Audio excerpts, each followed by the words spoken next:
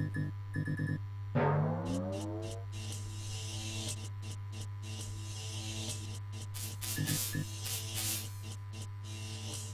guys, welcome to another episode of Pop Culture Minefield. That's Keith. That's Gerry. And we're here to talk about nerd stuff. So today we're going to be talking about awesome stuff with Keanu Reeves, which you heard me mention yesterday because I talked about the big reveal trailer for Cyberpunk 2077, which I'm really excited to play.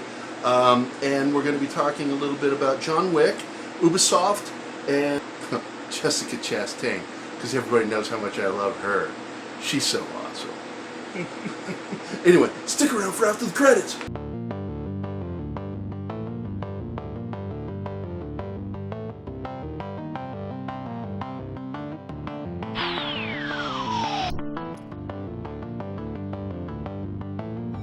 From the deepest, darkest recesses of Dangerous Nerds headquarters, Keith Moncrief and Gary Kissel.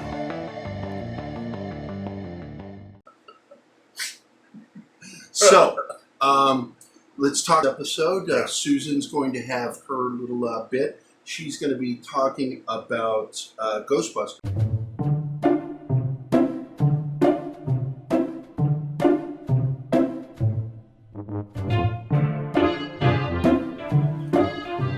Hi, Gary and Keith. It's Nerds Day. This week I want to talk about Ghostbusters 3 and Scrooged. What do they have in common? Obviously, Bill Murray. Now, in Ghostbusters 3, we found out this week that Sigourney Weaver confirmed that she is getting the band back together and she'll be joining Dan Aykroyd and Bill Murray in Jason Reitman's film. Now, at first, I have to be honest, I was a little skeptical. I thought, wow, do we really need this? But then the more that I considered it, I thought, sure, why not? I loved both movies, and this is going to be a sequel to 1989's Ghostbusters 2, so I kind of want to know where Peter and the gang are and what happened to them. Now, all we know so far is that Production Weekly, about April or so, put out a kind of casting list, and 4 teenagers were part of that list. So naturally everybody assumed, well, it's probably the kids of the original Ghostbusters, but it hasn't been confirmed yet. What we do know is it's about a family adjusting to life in the country. And we can sort of see that with the trailer, with all the noise and everything going on in the barn with the Ecto-1. So maybe there's some kind of science project that these kids are working on. You just don't know. And another thing that is going to be interesting is Harold Ramis. The late, great Harold Ramis. Are they going to address it? Is it going to be the elephant in the room? Well, Jason showed his father, Ivan, the completed script. And when Ivan read it, apparently he got quite emotional. So I'm thinking there might be a little nod to Harold in that, or a little tribute. And I hope so, because he deserves that, and he was beloved for everything he did for the world of comedy for years. Now, Scrooged is another one that I wasn't on board with. Let's face it, it's a Richard Donner classic. It's a holiday favorite. Why do we need to revisit this just because it's 31 years old? So Kevin Hart is going to be producing it. Now, they don't say whether he's going to star in it, but chances are he probably will. My wish for this film is, Kevin's a funny guy, okay? My wish is that he doesn't go the lazy route and that he doesn't just, redo Bill Murray's part as a network executive again and just recast all the parts. I'm hoping that doesn't happen. What I would like to happen is some original character work. Let's get him in a different situation, maybe a different occupation, and I think we might be on to something. So I'm willing to give that a shot, because as Keith is often telling me, it's the age of IP, and there's nothing that we can do about it at this moment in time. I'll see you guys next week. Back to you, Gerry and Keith. we're going to talk about? Well, we're going to start out with going back over the Keanu sauce. The Keanu sauce, I should say. Basically, Keanu is hotter than ever at this very moment. Amen. Everybody has seen his footage from E3 at the announcement of Cyberpunk 2077, or 2077, and basically his participation in the video game playing Johnny Silverhand. But you gotta understand, right now, this year, he's already had John Wick 3. He's already been on the Netflix romantic comedy Always Be My Maybe. Which I loved. I really enjoyed that. Punch me! and he's part of the cast of Toy Story 4. Yeah, I know. I mean, it really is a Keanu sauce. And it was Anderson from Washington Post who coined that. Yes. You know, it's like, what a great connective word. And really, when you think about it, last year's Super Bowl ad that he had, where he's balancing himself on his motorcycle. I mean, it's almost like he set this up. Well, he is the king of Zen. Yes. But what I love, and I mentioned it yesterday, was that he really is acutely aware of it. And despite being the king of Zen, he's inserting himself into things that he would never have done before. Yeah. He was really laid back, but now he realizes, like us, we're in our 50s. So it's time to get the heck out there and wrap this stuff up before I shake off this mortal coil. Yeah. And I love his energy. I mean, he's got, what was it, Bill and Ted 3 that was talked about. It's happening. Bill and Ted Face the Music, and they just casted the young ladies that will be playing their daughters. Yeah. Whoa, this is just going to be fun. I mean, exactly. Again, to me, the biggest surprise is the Toy Story surprise. Yeah, I did not see that. He's basically the Evel Knievel toy from our childhood. Yeah. Which I love.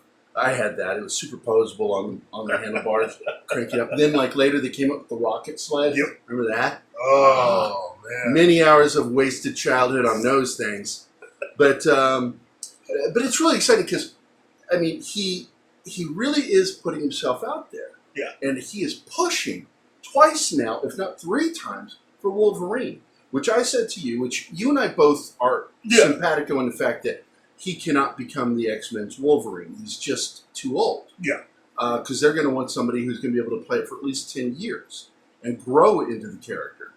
But he could play an older trilogy version. Do a trilogy of Wolverine films. And because we love trilogies. Yeah. I that's a good idea. I think he'd be perfect if you really wanted to use him with these X-Men films that the MCU is going to have. I think he would be perfect as Mr. Sinister. I think so too. I'd love him in anything. I got to be honest. I've been a fan of his since the '80s, and I know a lot of people used to poke fun at him because he's an under-actor. I said, but that is his method. That's how he plays the character. He's very nuanced in the philosophy of stoicism. Yeah. And people don't like it. I like my characters over there. I don't. I like my characters playing the character real and reacting in a real way. And Keanu does that. He's a very natural actor. Yeah. Worst role he ever played was Dracula, Bram Stoker's Dracula, and he was still good in it. It's just his English accent was awful. Him and yeah, but it's hard to do. It's hard to do. Because what's her name? Winona Ryder also had a really weird English accent. Ooh, that was tough. And having real English people around him really made it weird. Because you hear proper English, and then there's like, what is this? It's like Dick Van Dyke Cockney. It was Kevin Costner bad. Yeah. Robin Hood, Prince of Thieves. But let's see, what else are we going to talk about with him? Because he is playing Johnny Silverhand in the new film. In the video game. Should be a movie. Yes, should be a movie. But no. It was just, we have all of this stuff happening right now. We have to acknowledge that we are in the middle of something really special. Because those of us that have been watching Keanu's career over the decades, that's strange to say, but it's just been an interesting turn of events. And he's really taken on some interesting roles. Yeah. And so, I don't know, I'm 100% all in on Keanu Reeves doing anything that he asks. Yeah. Again, given what he's been able to put together with the John Wick films and how really he has contributed to the John Wick films and helping to create backstories for John Wick and many of the other characters, how just involved he's been. It's just been amazing. Yeah. A Keanu-sance. It's really, that's the best way to put it. Yes. And for those of you who don't know what that means, it's Keanu and Renaissance. One word. Keanu-sance. Again, the guy Anderson from Washington Post. Nailed it. I guess the next thing we'll move on to is Ubisoft and The Division, which is going to be a new series or a film. It'll be a film that could actually become a series, given how much of it is there. But basically, during the Ubisoft's presentation at E3, basically towards the very, very, very end of their presentation is when they let word be known that they were making a Division Netflix event film. And it's going to star Jake Gyllenhaal and Jessica Chastain. Just an amazing actress. Yeah. It's basically it's going to be it'll be the screenplay will be based on the video game, and the director will be David Leitch, who was one of the directors for the original John Wick, along with Hobbs and Shaw. So it should have some action in it. Oh, it's going to have a bit. Now, for those not familiar with the video game, it takes place in the near future where basically a virus was spread via being placed on money, paper money. Ooh. I remember that in the game. Yes. Distributed during Black Friday. Oh, yeah. Yeah, and it pretty much just decimates. And this is about a group of people who are called to action. The Division. Yes, the Division. This is one of the Tom Clancy games. And Jessica Chastain plays the character that doesn't emote a lot, and is expected to basically just look at things and not really emotionally respond to them. Sometimes that's good. It depends. Like, stoicism works. Jake Gyllenhaal actually is really good at stoicism, but he's also really good at emoting when he needs to. Jessica Chastain just seems to be internalizing everything, including what we're supposed to be getting from her. Sometimes it's good. Sometimes it's not so good. Cough, cough, cough. X-Men Dark Phoenix. Horrible performance. Horrible performance. I've seen it now. Horrible performance. The one role I actually liked her in was the film about killing Bin Laden. Yeah. I really hate the title of this film. Zero Dark 30, because Zero Dark 30 has nothing to do with what occurs in the film. Zero Dark 30 has a meaning to it, and that bugged me from some veteran. I know what Zero Dark 30 means. So, but anyway, moving on to what else do we have? Well, the final big thing was the announcement that this year San Diego Comic-Con, they're going to have a 20th anniversary celebration panel for the series Farscape. Great show. I was so happy I introduced Zoe to that. But that's the thing. Let's just stop for a moment. 20 years. I remember when that show first came out. Yeah, my daughter's old enough to have watched it right after it was canceled. Oh, wow. But at the same time, It goes by so fast. I mean, it was 20 years ago.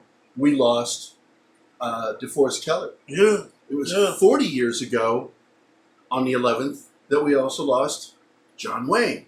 Yeah. And it just seems like yesterday, for both of those. I mean, when DeForest Kelley died, it was 1999, Yeah. June 11th, and it was like, holy crap. It just seems like yesterday. And it goes by so fast. And the same thing with Farscape, because I remember watching it on Sci-Fi Channel. And it was one of the best things Jim Henson ever put out. And I'm hoping that they put the quality into the new Netflix series, Dark Crystal. Yeah, Dark Crystal. Well, for the panel, it's looking like Brian Henson's going to be there. The co-creator of the show, Rockne Asor-Bannon, will be there, along with Ben Browder and Gigi Edley have been announced up to this point. So if you're going to go to San Diego, basically check out this panel, but also realize, if you haven't already, it's also going to be the 50th anniversary of San Diego Comic-Con this year. Holy crap, is it that old? Yeah. Oh my God, we are old. And with that, hey man, click that like button right down below. And if you like what we do, hey, if you'd like it, give us a like. Say something nice. Post a comment. Subscribe. Whatever you want. Hey, capiche? Pasquale. A bibbidi bop. And with that, we're done with this episode. That's Keith. That's Gerry. And we're out of here. Get off the lawn.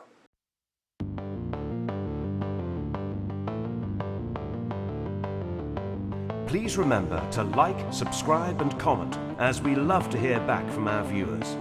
Also, if you enjoy our videos, please consider becoming a patron of our show through Patreon and/or GoFundMe. Links are listed below the video in the description.